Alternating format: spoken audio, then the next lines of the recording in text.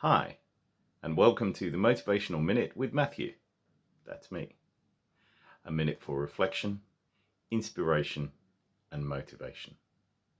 Enjoy.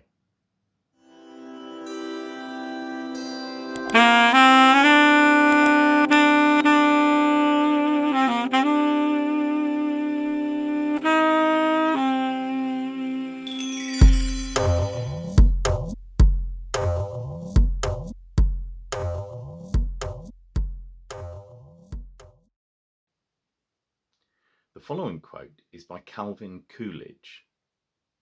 Our real problem is not our strength today. It is rather the vital necessity of action today to ensure our strength tomorrow. Have a great day.